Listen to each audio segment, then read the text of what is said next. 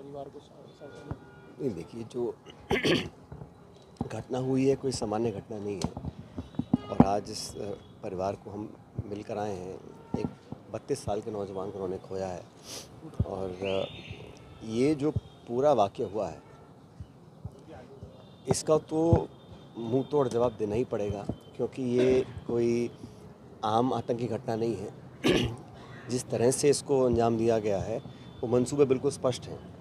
और इस मसले को आगे कैसे ले जाना है और इसमें क्या कार्रवाई करनी है, इस पर हम लोगों ने, जो हम कांग्रेस पार्टी के हैं, बाकी सब लोग हैं, हम सब ने बड़ा स्पष्ट कहा है। वर्किंग कमेटी में हम लोगों ने इसको रखा था कि भारत सरकार अपनी पूरी ताकत के साथ जितना भी वो चाहें अपनी ताकत का इस्तेमाल कर सही रूप में जवाब देना पड़ेगा और देना भी चाहिए। पूरे देश में इस बात पर सबकी एक राय है और पक्ष विपक्ष हमारे देश के लिए है। लेकिन जब आक्रमण बाहर से हो रहा है और इस प्रकार हमारे अस्तित्व को चुनौती दी जा रही है आतंकियों के ज़रिए, तो उनको तो उसी ज़बान में जवाब देना चाहिए। अब मुझे याद है इस प्रकार जब भारत की संसद पर आक्रमण किया था उस समय वाजपेयी जी प्रधानमंत्री थे और सोनिया गांधी जी नेता प्रतिपक्ष थे। उन्होंने सदन में खड़ा होकर कहा था, सोनिया गांधी जी ने, कि हम पूरा विपक्ष, पूरा देश सरकार के साथ हैं पाकिस्तान को मुंहतोड़ जवाब देने के लिए। और मैं समझता हूँ वही हम लोगों ने दोबारा दोहराया है कि एक बार दोबारा वो चुनौती सामने आई है। अब इस पर कैसे कब क्या करना है ये सरकार बेहतर समझती होगी, लेकिन मैं मानता हूँ पूरे देश में आज एक आम भावना है कि ये बहुत हम लोग बर्दाश्त कर चुके हैं। सीमा पार से जो घुसपैठ हो रहा है और जो नॉन स्टेट एक्टर्स के माध्यम से पाकिस्तान ने हमेशा इस देश को घाव दिए हैं, अब समय आ गया है कि उसका समापन उसका करना पड़ेगा। और हम सब लोग इस दुख की घड़ी में, पूरा देश उन परिवारों के साथ है जिन्होंने इस बेहद भयानक जो कांड हुआ है उस सबको हमारी सिंपैथी है, पूरा समर्थन है। लेकिन ये एक ऐसा वाक़या है जो मैं समझता हूँ कई दशकों से ऐसा नहीं हुआ होगा। और इन लोगों ने कोशिश की है, ये चाहते हैं कि देश में दरार फैले मज़हब के नाम पर, धर्म के नाम पर, और यही उनके मंसूबे हैं आतंकियों की। और सीमा पार के जो लोग हैं वो चाहते हैं, हमें तो उनको मुंहतोड़ जवाब देना पड़ेगा। और इस संकल्प के लिए पूरा देश, सभी पॉलिटिकल पार्टीज़, पूरा मुल्क, हर व्यक्ति, 140 करोड़ लोग एकजुट हैं। जिन्होंने अपने खोए हैं वापस तो नहीं आएंगे, लेकिन इतना ज़रूर हम कर सकते हैं कि भविष्य में इस प्रकार की घटना करने का कोई साहस ना करे। इस प्रकार के हम लोग को कदम उठाने चाहिए। और ये, जैसे मैंने शुरू में कहा, कोशिश रहती है कि ज़ख्म दिए जाएं, उन घावों को हरा रखा जाए। ये हमारे सीमा पार के साथी करना चाहते होंगे, लेकिन हम लोग इसमें सब एकजुट हैं, एकजुट रहेंगे। और मैं इतनी उम्मीद करता हूँ कि जो देश में आज भावना है उसकी कद्र केंद्र सरकार भी करेगी और उचित समय पर सही कदम उठाए जाए। सर, सिंधु जल समझौते को लेकर नोटिस भी दिया गया है पाकिस्तान को, आपको क्या लगता है कि हम लोगों को पॉलिटिकली, डिप्लोमेटिकली, हर तरह से, और जहाँ तक बल प्रयोग की बात है, इसका भी निर्णय देश को करना चाहिए।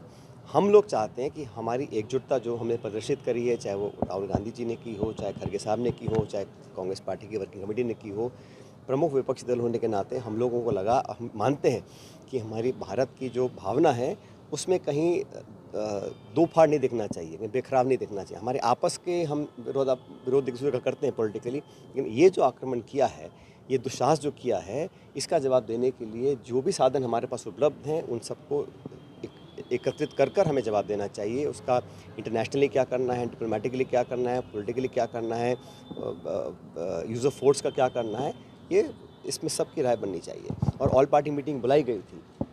ऑल पार्टी मीटिंग में मुझे मालूम नहीं अंदर क्या रहा, लेकिन बेहतर होता कि प्रधानमंत्री खुद उस मीटिंग में मौजूद रहते, क्योंकि ये एक बहुत देश का मसला है। ये सिर्फ कांग्रेस, भाजपा या किसी एक दो पार्टी का नहीं है, ये पूरे देश का मसला है। पूरा दुनिया हम लोगों को देख रही है, हमारा रिस्पॉन्स हमारा क्या रहेगा।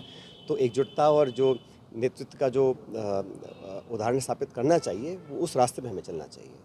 सर, 27 मौतें हुई है, चाहे वो नक्श का 9 साल का बेटा हो, सोशल मीडिया के माध्यम से भी, मीडिया के माध्यम से भी परिजनों ने केंद्र सरकार के ऊपर आरोप लगाया है। यहाँ तक कि नीरज की उद्वानी की जो मां है, उन्होंने भी गजेंद्र सिंह शेखावत को कहा था कि आपकी सरकार का कि फेलियर ये है। फेलियर तो सरकार ने खुद स्वीकार किया है कि चूक हुई है, लेकिन ये समय गलतियां निकालने का या आरोप प्रत्यारोप का नहीं है। निश्चित रूप से कहीं ना कहीं कमी तो रही होगी, क्योंकि पाकिस्तान से ना तो हवाई जहाज़ से आ सकते हैं, ना रेल से आ सकते हैं, ना गाड़ी से आ सकते हैं। जो आतंकी आए थे, कैसे वो आए और इस चूक को स्वीकारा है केंद्र सरकार ने। अब वो उस पर कार्रवाई होनी भी चाहिए, क्योंकि जो जिम्मेदार हैं उस पर जवाबदेही तय होनी चाहिए। लेकिन आज हम लोगों को बजाय इसके कि हम आरोप प्रत्यारोप करें, आज तो हमें दृढ़ संकल्पित होना पड़ेगा पूरे देश में। और जिस प्रकार से देश के हर गांव शहर के अंदर एक भावना उठी है कि हमको अब जवाब देना चाहिए, और सरकार की जिम्मेदारी बनती है सबको साथ लें, सबके साथ बैठकर चर्चा करें और एक कलेक्टिव लीडरशिप इस देश की दिखनी चाहिए। एक सर भाजपा के विधायक जामा मस्जिद में गए थे कल, परसों की घटना आपने सुनी भी है, उसको लेकर विवाद भी हुआ हिंदू मुस्लिम का। नहीं तो मुझे तो लगता है कि वो जो भाजपा के प्रदेश अध्यक्ष हैं, कहा गया है कि उन्होंने उनको फटकारा है या उनको कहा है। अगर भाजपा का शीर्ष नेतृत्व, राजस्थान के मुख्यमंत्री और बीजेपी के सब नेता उनकी राय से सहमत हैं तो वो चुप रह सकते हैं। अगर लगता है कि उन्होंने गलत काम किया है, इस गंभीर मुद्दे को लेकर, इतने नाजुक मसले को लेकर, जिस प्रकार की उन्होंने बातें बोली हैं, जो काम करने की कोशिश की है, वो अगर भाजपा का शीर्ष नेतृत्व और मुख्यमंत्री जी उनकी बात से सहमत हैं तो वो चुप रह सकते हैं। ये तो उनको आगे आगे बोलना चाहिए कि गलत किया है, हम माफ़ी मांगते हैं, भविष्य में ऐसा नहीं करेंगे। वो माननीय विधायक जो हैं उनको समझना पड़ेगा कि ये जिस दिशा में ले जाना चाहते हैं, देश उस दिशा में नहीं जाएगा। हम सब एकजुट हैं और मज़हब के नाम पर जो लोग बांटना चाहते हैं वो देश का भला नहीं कर रहे हैं। Thank you sir.